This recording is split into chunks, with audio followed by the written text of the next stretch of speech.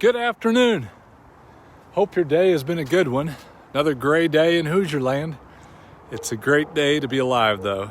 I enjoy each day and each opportunity. Today I was thinking about the two trees in the garden. I saw this tree and just loved the magnitude of it. That's a huge tree. And then there's one over here by it that kind of had a slope to it. But let's use these two trees as the example. In Genesis, God made man in his image, and he gave man this chance to make a choice between the tree of life and the tree of knowledge, of good and evil, the tree of knowledge of good and evil. And so that was the choice. And what I really believe is to love, you have to make a choice. It's not a feeling, it's a choice. And so to love God, he gave him the choice. You've got the tree of the knowledge of good and evil, and you got the tree of life. And I like to think of them this way, that the choice was, I'm going to go with this flimsy, kind of crooked tree, the tree of the knowledge of good and evil, or I'm going to choose this sturdy, solid foundation, the tree of life. And that was the choice for which Adam and Eve had to live.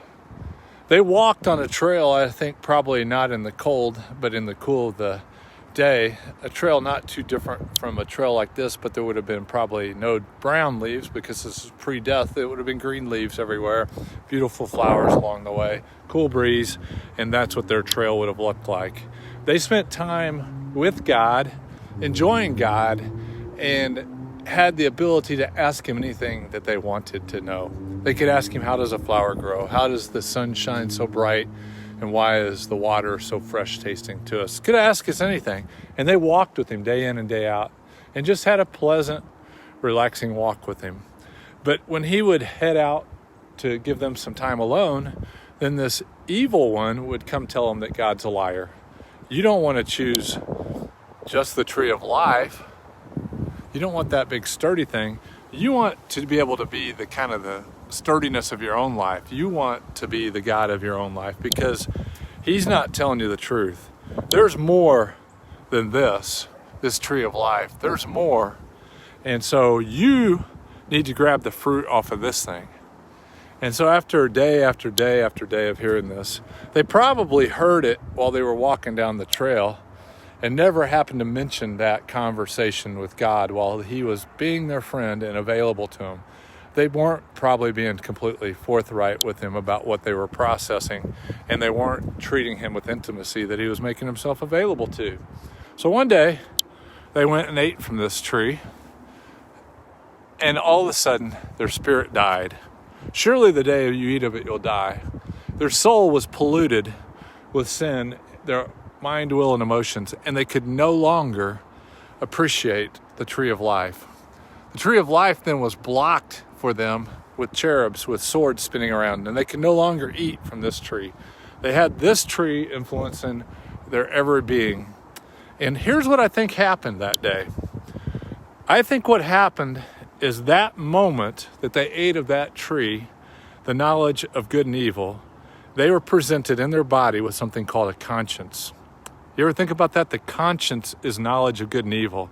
Before they ate of that tree, there was no need for the knowledge of good and evil because they had knowledge of life. And so as you go about life today, as a believer, you have the tree of life dwelling in you. You have the God of the universe dwelling in you. You have him whispering softly in your brain and in your mind, walk by faith. Then that one that was slithering around on this trail and trying to get them to eat of this tree tries to get you to eat of this tree. This tree no longer has the ability to kill your physical body or your soul. It has the ability to leave you with a lack of peace, a lack of joy, a lack of love. Because what you begin to live with when you eat of that tree, believe that's the tree that you find power in, doing good and not evil, That's morality, and you start to live by morality. And when you live by morality, What it says in 1 Corinthians is, do not be deceived. Bad company corrupts good morals. Well, you can't avoid bad company in this world. And so your morals that are imprinted on your brain get corrupted. And then there's a tendency to judge others based on your morality.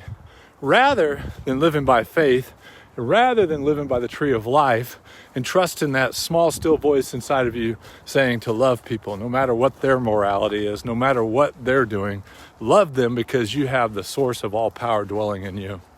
That's what I was thinking about today. I was thinking about those two trees and how easy it is to get duped into trying to live by morality. But that's a sucker's bet. There's no way that morality will bring unity, life, and hope. What brings unity, life, and hope is the Spirit of God, which is love, joy, peace, patience, kindness, goodness, gentleness, faithfulness, and self-control. That self-control helps us not to judge others when their view of morality is different than ours. But that love enables us to bring hope, joy to others. So today, I hope you can live loving, trust God, and live from that tree of life, and don't get duped into sucking on the fruit from the tree of the knowledge of good and evil. Hope you're doing well. Hope to see you soon.